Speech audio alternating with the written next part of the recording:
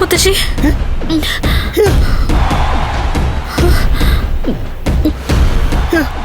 എന്തു പറ്റി മോളെ? അത് പിന്നെ മുത്തശ്ശി അവിടെ കിടന്നാ മതി, എനിക്ക് പറ്റില്ല. അതെന്താ, മോൾക്കും പേടിയായോ? പേടിച്ചിട്ടൊന്നും അല്ല മുത്തശ്ശി. പിന്നെ മുത്തശ്ശി പറഞ്ഞു ശരിയാ, പിച്ചും പേയും പറഞ്ഞോണ്ടിരിക്ക, ആരെയോ കണ്ടിട്ടെന്ന പോലെ സംസാരിച്ചോണ്ടിരിക്ക. അതൊക്കെ കേട്ടോണ്ട് എങ്ങനെ കിടന്നുറങ്ങാനാ?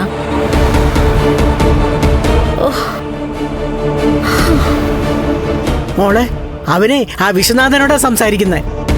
ആരോടായാലും ശരി, അത് കേട്ടോണ്ട് കിടന്നാ ഉറക്കം വരത്തില്ല.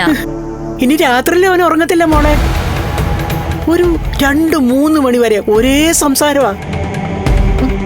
അവന്റെ അടുത്ത് തന്നെയുണ്ട് ആ വിശ്വനാഥൻ. ഞാൻ ആ മുറിക്കകത്ത് കിടന്നാലേ ചിലപ്പോ അവൻ എന്റെ ദേഹത്ത് കയറും. അതുകൊണ്ടാ മോളോട് അവിടെ പോയി കിടക്കാൻ പറഞ്ഞു. അപ്പോ എന്റെ ദേഹത്തോട്ട് കേറിക്കോട്ടെ എന്നല്ലേ? മോൾക്ക് പേടിയൊന്നും ഇല്ലാത്തോണ്ട് മോളുടെ ദേഹത്ത് കയറാൻ സാധ്യതയില്ല. ഈ പേടിക്കുന്നവരെയാണ് പ്രേതങ്ങളൊക്കെ ശല്യം ചെയ്യുന്നത്. അങ്ങനെയൊന്നുമില്ല, എല്ലാവരെയും ശല്യം ചെയ്യും.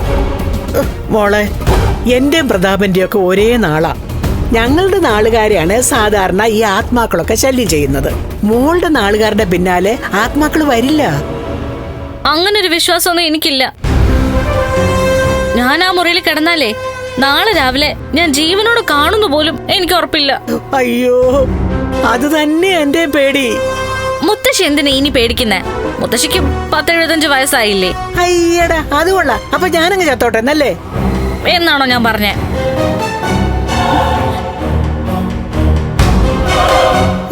ചേടാ, ഇവനെ ഒറ്റയ്ക്ക് കിടത്താനും പറ്റത്തില്ലല്ലോ. അങ്ങനെയാണെങ്കിലേ അവൻ ചിലപ്പം ഡോറ് തുറന്ന് പുറത്തോട്ട് പോയി കളയും. പിന്നെ അതിന്റെ പിന്നാലെ നമ്മൾ പോണം. നീ പുറത്തൊന്ന് കുറ്റിയിടാന്ന് വെച്ചാ ചിലപ്പോ പുറത്തിറങ്ങാൻ വേണ്ടി ഡോറ് ചവിട്ടി പൊളിച്ചു കളയും. സത്യം പറഞ്ഞ ഇതൊരു സാധാരണ വീടല്ല, ഇതൊരു പ്രേതാലയമാ. ഇനിയിപ്പോ നമ്മളെങ്ങാനും പ്രേതങ്ങളായി പോകുമെന്നാ എന്റെ പേടി.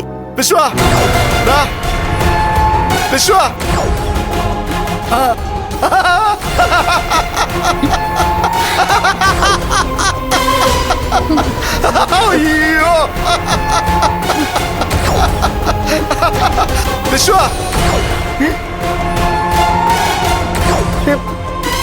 മോളെന്താ എന്നെ സൂക്ഷിച്ചു നോക്കുന്നേ?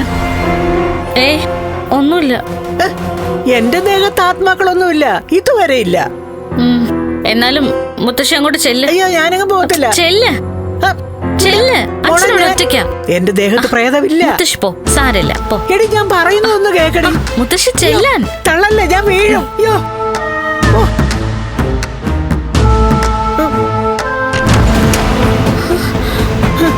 കൊച്ചുമോളും കൊള്ളാം, മോനും കൊള്ളാം. എന്തായാലും അവന്റെ മുറി എനിക്കിനി കിടക്കാൻ പറ്റത്തില്ല. പുറത്തൊന്ന് കുറ്റിയിടാം. അവൻ കതക് ചവിട്ടി പൊളിക്കുന്നെങ്കിൽ പൊളിക്കട്ടെ.